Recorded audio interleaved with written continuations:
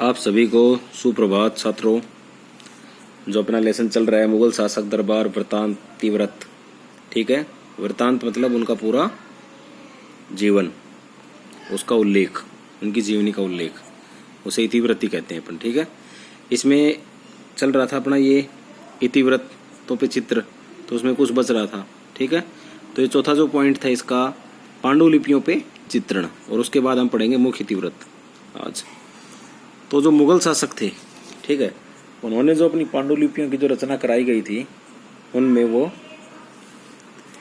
चित्रों को बहुत ज़्यादा महत्व देते थे। वो चित्रण कार्य को महत्व, काफ़ी सारे जो मुगल शासक थे उन्होंने अपने जितनी भी जो इतिवृत्त थे, अपनी जितनी भी रचनाएं थी, ठीक है, जितने भी जो वृत्तांत थे, इनकी जो कहानियाँ थी, उनमें चित्रण करवा रखा था। कुछ बच गए थे तो उनका इन्होंने बाद में चित्रण करवा दिया। अब देखो, मुगल शासकों ने पांडुलिपि चित्रण की ओर विशेष ध्यान दिया, ठीक है, विशेष ध्यान था इनका। अकबर के काल में चित्रित होने वाली मुख्य पांडुलिपियों में बाबरनामा, हुमायूंनामा, अकबरनामा, हजमनामा, रजमनामा, महाभारत का अनुवाद, तारीख अल्फी व तैमूरनामा थी। ये अकबर के काल में थी, क्योंकि बाबर ने जो नहीं कराया, जो हुमायूं ने जो नहीं कराया, वो किसने करवा दिया? अकबर ने करवा दिया। तो अकबर के काल में, काल मतलब समय, शासन का जो समय था अकबर का, उसमें अकबर का दोस्त था। कौन था? अबुल फजल। ये अकबर का दोस्त था और अकबरनामा का लेखक भी था ये। तो इन्होंने जो बाबरनामा थी, इनका दादा था। हुमायूंनामा ये इनके पिता के ऊपर पुस्तक थी, ये इनके दादा पे पुस्तक थी, और अकबरनामा इनकी खुद की पुस्तक थी। तो ये जो पुस्तकें थी, ये जो पांडुलिपियाँ थी, जो इनकी ये इतिवृत्त थे, इन पे इन्होंने चित्रण करवा दिया था। खुद पे भी करवाया। हजमनामा, रजमनामा क्या थी? महाभारत का जो हिंदी अनुवाद है उसको उर्दू में ट्रांसलेट करवाया था, जिसको युद्धों की पुस्तक भी कहा गया था, ठीक है। ऐसे ही तारीख अल्फी और तैमूरनामा, इन पे अकबर ने चित्रण करवा दिया। अकबर के काल में चित्रण कर दिया गया। बाद में शासकों ने अपने इतिवृत्त विशेषकर तुर्क जहांगीरी व शाहजहांनामा को चित्रित करवाया। अकबर के बाद जो शासक और थे, जहांगीर बाद में हुआ था, शाहजहां बाद में हुआ था, तो उन्होंने भी अपनी जो इतिवृत्त थे उनको चित्रित करवाया। साथ ही उन्होंने पहले लिखे गए इतिवृत्त और पांडुलिपियों को तैयार करवाकर उन्हें चित्रित करवाया। यानी अपनों के बाद कुछ बच गए थे पुराने शासक, उनको भी इन्होंने चित्रित करवा लिया। ये पांडुलिपियां सैकड़ों की संख्या में किताब खाना में रखी गई थी। किताब खाना का मतलब होता है लाइब्रेरी, पुस्तकालय। तो वहाँ जो मुगल शासकों का जो पुस्तकालय था, उनमें जो पांडुलिपि पुस्तकें थी, इनको कई सौों की संख्या में रखी हुई थी। फिर क्या होता है, देखो, मुगल शासकों द्वारा जिस तरह पांडुलिपियों को चित्रण करवाया, उसकी नकल यूरोप के शासकों ने भी की।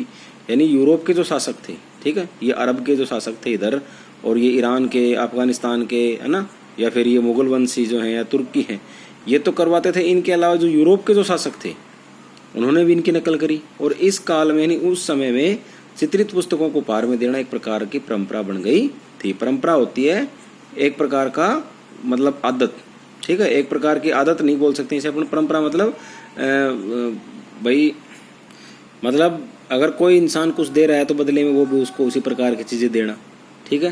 जैसे अपने यहाँ परंपरा है भाई, राखी बंधवाना, है ना, रक्षाबंधन, तीज त्योहार देना, तो ये परंपराएं हैं पुरानी। तो ये भी एक परंपरा बन गई थी, पुस्तकों को उपहार में देना, गिफ्ट के रूप में, सोना चांदी या फिर पैसे वगैरह ना देके चित्रित पुस्तकें देती थी। इनका क्रेज था, काफी क्रेज था। तो ये एक प्रकार से वहाँ क्या बन गई थी? परंपरा बन गई थी। अब आता है मुख्य इतिवृत्त, अकबरनामा व बादशाहनामा। यानी इतिवृत्त तो बहुत सारे थे, अब ये मुख्य यानी मेन, जो स्पेशल हैं, जिनका ज्यादा विवरण है, जो ज्यादा प्रसिद्ध हुए हैं, जिनकी ज्यादा चर्चाएं हैं, कौन कौन से? अकबरनामा किनका था? अकबर का। बादशाहनामा किसका था? शाहजहां का। अब इसमें अपन देखेंगे क्या, मुगल वंश की जानकारी देने वाली इतिवृत्तों की संख्या अधिक है। यानी बहुत सारे इतिवृत्त हैं, सैकड़ों इतिवृत्त हैं। इनमें जो सर्वाधिक चर्चित तथा सूचनाओं से परिपूर्ण हैं, हम यहाँ उनका ही वर्णन कर रहे हैं। यानी जो सबसे ज्यादा चर्चित हुए थे, जिसमें सबसे ज्यादा सूचनाएं हैं, जिनमें सबसे ज्यादा विवरण है ना, जिनमें हर प्रकार की जो कहानियां हैं उनको चित्रण है, वो कौन से हैं? अकबरनामा और बादशाहनामा। ये वही यहाँ पर उन्हीं का विशेष वर्णन किया जा रहा है। इन्हें विशेष तौर पर अकबरनामा व बादशाहनामा का नाम लिया जा सकता है।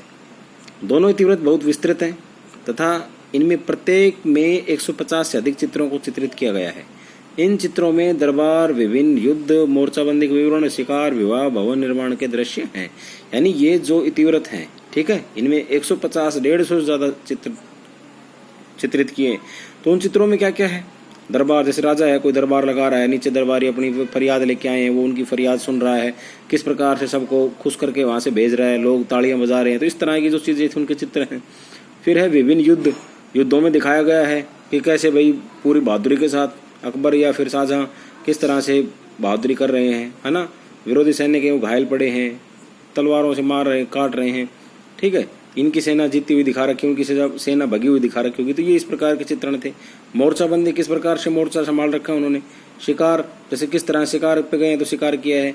विवाह कैसे हुए उनके, भवन निर्माण, उनकी बिल्डिंगें किस प्रकार के थे, उनके महल किस प्रकार के थे।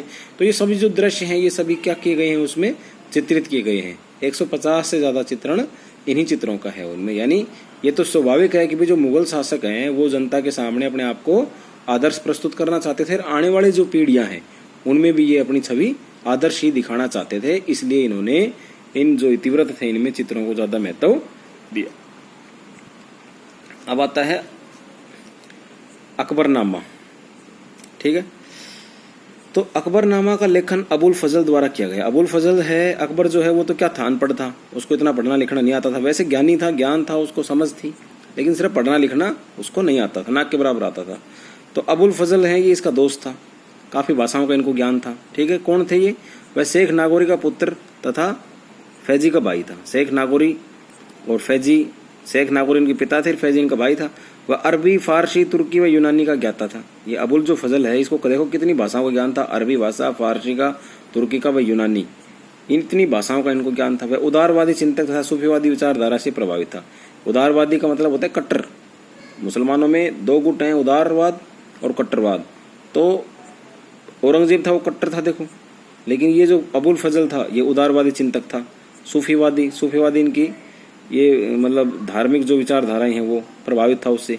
अकबर से उसकी भेंट उसके बड़े भाई फैजी ने करवाई तथा वह उन्नति करता हुआ फैजी से काफी आगे निकल गया। यानी अकबर का दोस्त पहले कौन था, इनका भाई फैजी था, ठीक है। फैजी ने इनकी जानकारी करवाई, लेकिन उन्नति करता हुआ मतलब यह है कि इससे ज्यादा प्रभावित हो गया कौन, अकबर, ठीक है, और उससे वो आगे निकल गया। अकबर उसके तर्क व वाद विवाद करने की योग्यता से बहुत प्रभावित हुआ। यानी जो अकबर था वो हर बात में तर्क करता था, लॉजिक रखता था, वाद विवाद करता था, भाई ये ऐसे है तो क्यों है, ये क्यों नहीं हो सकता, ये क्यों हुआ, है ना। तो इस योग्यता से क्या था, वो बहुत ज्यादा प्रभावित था। कौन प्रभावित था, अकबर। उसने अकबर की विचारधारा को उदारवादी बनाने में बहुत योगदान दिया। यानी अकबर को ही इसने चेंज कर दिया। किसने, अबुल फजल ने। वह अकबर के अति नजदीकी मित्रों में से एक रहा। जैसे बीरबल था, है ना, इसी प्रकार से जैसे अकबर के बहुत सारे दोस्त थे जो महल में रहते थे, जिनको अकबर बहुत सम्मान देता था। तो अकबर अगर जहाँ कट्टर रहा भी होगा कभी, तो उसको उदारवाद बनाने में, यानी उसको मतलब धार्मिक बनाने में, उदारवाद बनाने में, सब उदारवादी होता है, सब धर्मों का सम्मान करता है, ठीक है। उसमें किसका योगदान था, अबुल फजल का काफी योगदान था, और वह अकबर के अति नजदीक मित्रों में से जाना जाता है। तो आज हम यही पढ़ेंगे, अकबरनामा का जो लेखन है और जो शाहजहांनामा है वो, बादशाहनामा है वो हम कल पढ़ेंगे। तो इसके कुछ मैं प्रश्न दे रहा हूँ आपको, उनको अपनी फेयर नोटबुक के अंदर आपको लिखना है, उनको करना है।